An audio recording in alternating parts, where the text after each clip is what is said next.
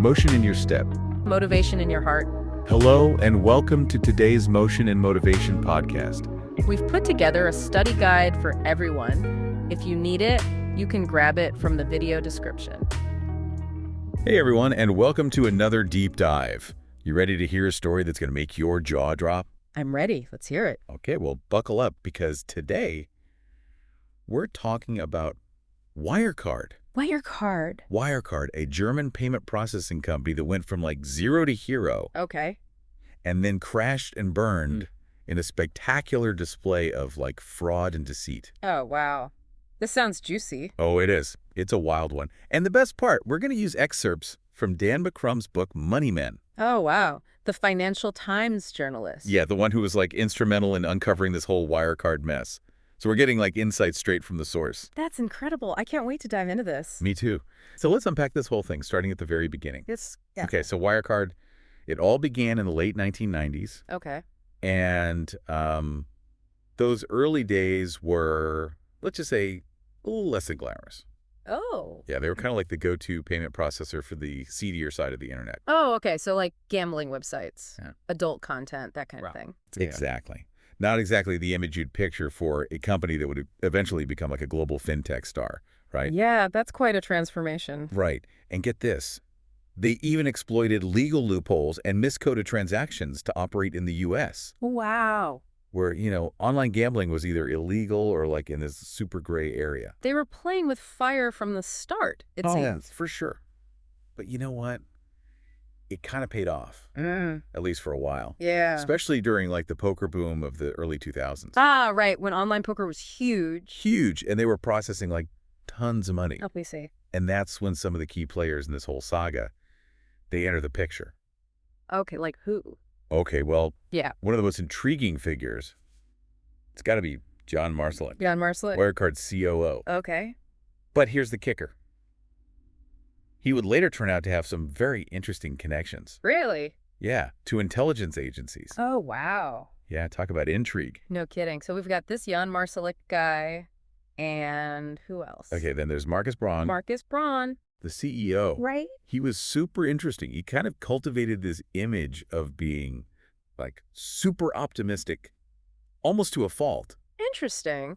And how did that play into things? Well, it seemed like he was totally detached from all the company's shady dealings. So almost like plausible deniability. Exactly. Okay. And then we have Oliver Bellenhaus, Okay. the card whisperer. The card whisperer. Yeah, so-called, because he had this really deep understanding of banking systems. No, interesting. But he was known to be a bit of an eccentric character. Okay, so we've got the COO with intelligence ties, the optimistic CEO, and the eccentric card whisperer. You got it. And let's not forget Paul Bauer, Okay. Wirecard's early CEO.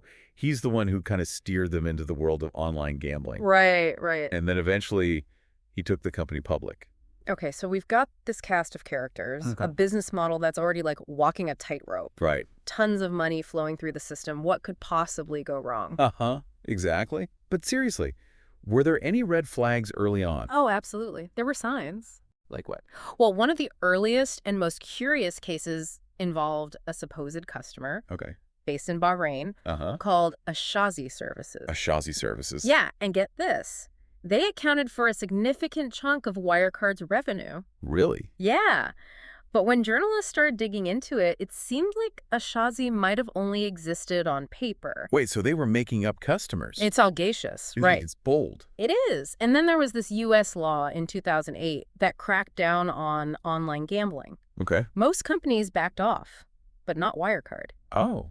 They doubled down. They exploited this loophole that allowed them to keep processing payments for poker. Interesting. They argued that poker was a game of skill, not just pure gambling. So basically pushing the boundaries of the law, Oh, yeah. And betting big that they wouldn't get caught. which, sometimes that works. It does. Sometimes. But sometimes it backfires spectacularly. Exactly. And that's kind of where things start to get really interesting with Wirecard. Okay, how so? Because that move, it really solidified their position in the online gambling world, Okay. but it also attracted a lot of scrutiny from regulators and anyone who suspected that maybe Wirecard wasn't playing by the rules. I see. So they were starting to attract some unwanted attention. Yeah. And that's when we see this darker side of Wirecard emerge. Okay, what do you mean by darker side? Well, they were incredibly aggressive when it came to silencing critics. Fricks. Yeah, especially short sellers. Oh, interesting. Now remind me, what exactly is short selling again? Right, so short selling, it's when investors bet against a company. So they're hoping the company will fail. Well, in a way, Mhm. yeah. They profit if the stock price goes down, Okay. and they often do a lot of research, sometimes uncover fraud. Ah, I see. So you can see how they were a real threat to Wirecard's carefully constructed image. Right, because if Wirecard was built on lies, the short sellers would be the ones to expose it. Exactly. And Wirecard knew that, so they went after anyone who dared to question their finances. Oh, wow. Well- Really? Oh, yeah. We're talking like intimidation tactics, legal threats, even private investigators. No way. Oh, yeah. And they'd accuse these short sellers of market manipulation, spread rumors to discredit them. Wow, that's intense. It is. Two people who experienced this firsthand were Tobias Bossler and Marcus Straub. Okay.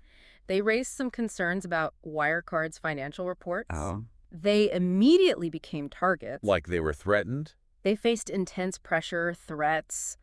Bossler was even confronted by these two guys who threatened him with violence. Oh my gosh, that's scary. It's chilling, right? Imagine the effect that has on anyone else who might have concerns. For sure, that's really messed up. Yeah, this wasn't just healthy competition. This was about crushing dissent. Wow, so they were basically trying to bully anyone who even, like, glanced in their direction. Pretty much. And for a while, it worked. They managed to keep those doubts at bay. And keep their rise going. Exactly, but the cracks were starting to show. And that's where Dan McCrum and the Financial Times come in. Exactly. They're the ones who really start to chip away at Wirecard's facade. Okay, so tell me, how did that all start? How did they get involved? Well, McCrum, he started picking up on whispers and rumors about Wirecard's shady dealings. Okay, so he had a hunch that something was off. Yeah, he was intrigued, but he needed concrete evidence to publish a story. Right, of course. And that's where things take an even more interesting turn. Oh, tell me more.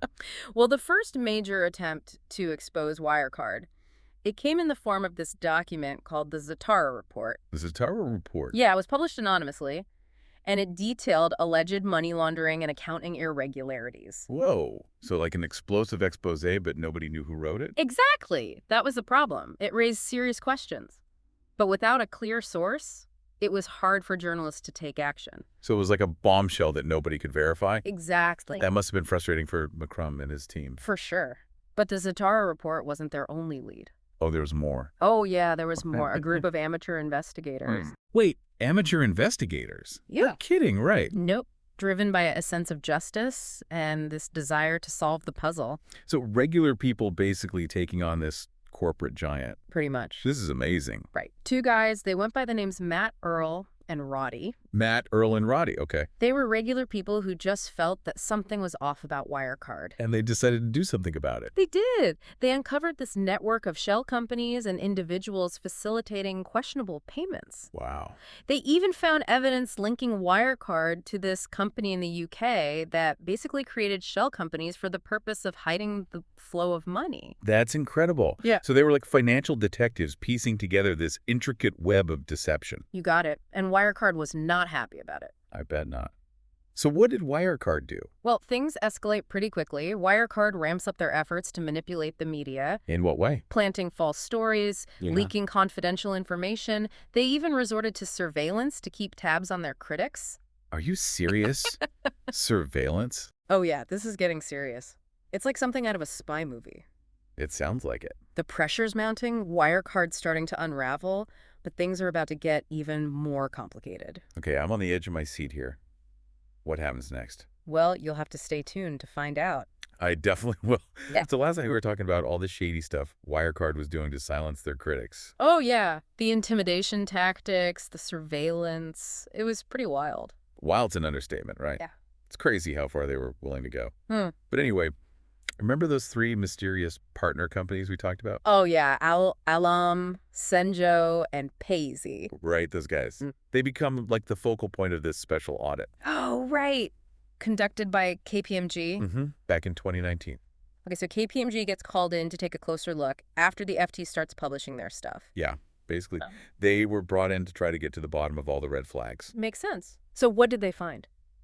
Well, it wasn't pretty. Oh. Let's just say these three partner companies, they were supposedly generating like tons of profits for Wirecard. Right, they're supposed to be like the golden geese. Exactly. But the whole thing was super shady, like shrouded in secrecy. How so? Like serious lack of transparency and documentation, missing contracts, questionable transactions. The whole thing just smelled fishy. So they were basically trying to create this illusion of massive growth and success. Exactly. It was all smoke and mirrors. Wow, classic. Right. And get this, KPMG, they even flew out to Manila. Manila. Yeah, to meet face-to-face with the trustee. The trustee who supposedly held Wirecard's cash balances. The one and only. So picture this, right? This tense scene, smoky back room somewhere. Okay, I'm picturing it. And you've got these KPMG auditors. They're grilling this trustee, trying to get some straight answers. Did get any? Nope. The whole Manila trustee meeting was a complete disaster. Oh, no, really? It was a comedy of errors, honestly. More questions than answers, inconsistencies everywhere, missing paperwork. It was a mess. Oh, that's not good. Not good at all. It was clear that something was very wrong. So at this point, the walls are closing in. What did Wirecard do? Did they finally come clean? You're funny. No way, they didn't come clean. Of course not. What did they do? They went into full-on damage control mode. Okay. They denied everything, attacked the FT's reporting. Trying to discredit them? Yep, even tried to shift the blame to their own employees, Oh, wow. claiming that they were leaking information. So basically throwing everyone under the bus to save themselves. That's one way to put it. Classic move, though. Right. But I bet the investors and regulators weren't buying it anymore. Yeah, at this point, the jig was up. Totally. People were getting nervous, especially in Germany. Right, because Wirecard was like this national champion. A symbol of their tech industry. Right, so it was a huge deal. Can you imagine the shock? This company that everyone thought was so successful. Turns out it's a massive fraud. Yeah, it must have been a huge blow to Germany's financial system. Totally. And to its reputation. Absolutely. And then in June 2020, it all came crashing down. Wirecard was forced to admit that 1.9 billion euros. Wait, how much? 1.9 billion euros. Wow. Supposedly sitting in those trustee accounts. It might not even exist. Oh my God.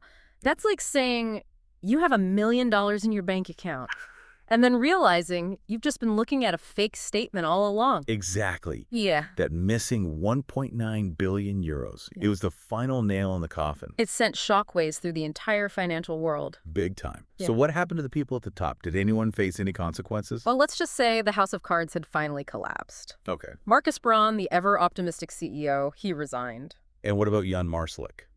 The COO with all the shady connections. Oh, Jan Marsalek. Well, he vanished. Vanished. Like he just disappeared. Poof, gone without a trace. Seriously.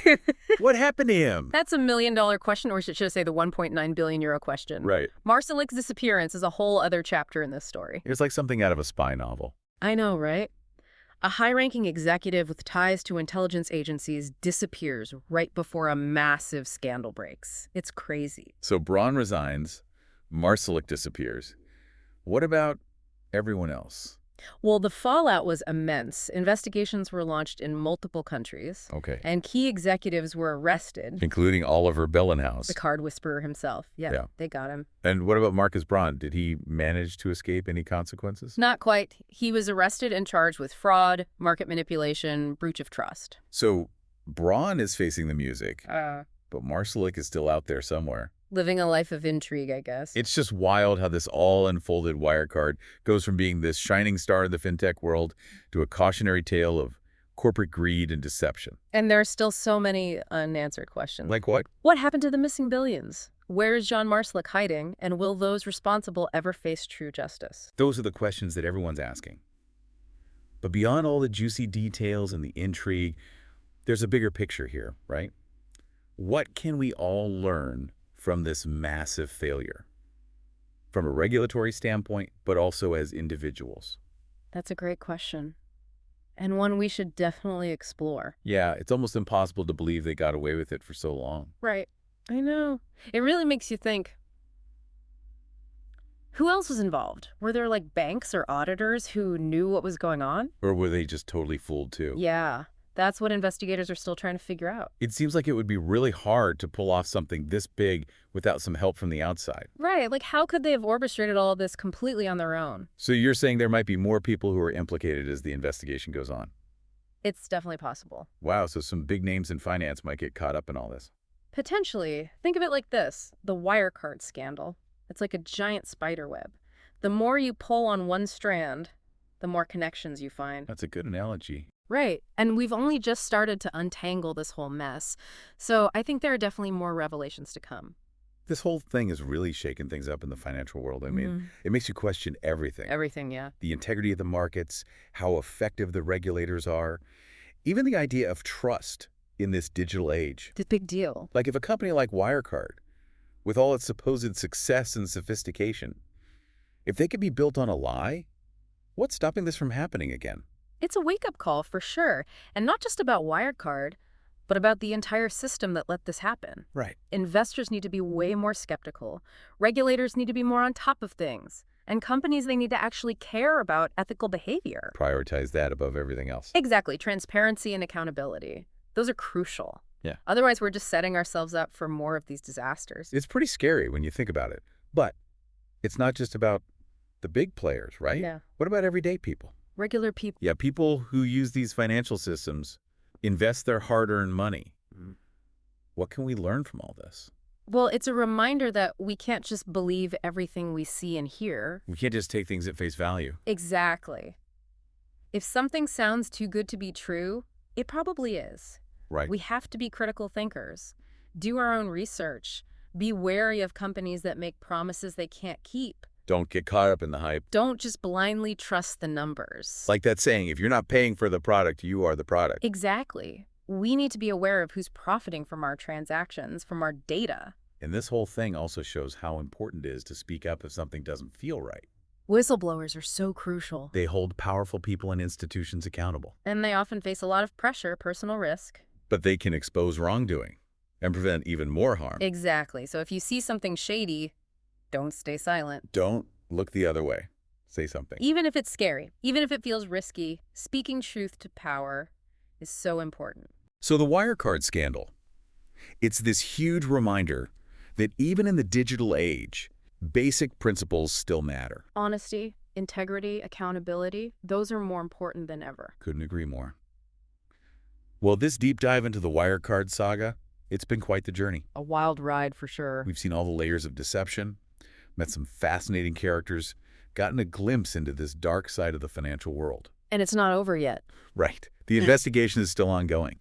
So I'm sure there are more twists and turns to come. Definitely. The search for answers, for accountability, that's far from over. So as you go about your day, as you make financial decisions, as you interact with companies and institutions, Yeah. remember this story. Remember Wirecard. Question your assumptions. Challenge the status quo, because even the most polished facades can crumble when the truth is revealed. And that's the power of taking a deep dive. It's not just about learning the facts. It's about understanding the context, the implications, the lasting lessons that shape the world. Like that. Thanks for coming along with us on this journey. It's been a pleasure. We'll keep you updated as the Wirecard story unfolds. But until then, keep asking those tough questions and keep diving deeper. And be careful out there. Exactly. If you enjoyed this video, don't forget to hit the like button and subscribe. That way you won't miss any of our updates. Also, if you think this video could help others, please share it with them. Thanks for watching and for your support.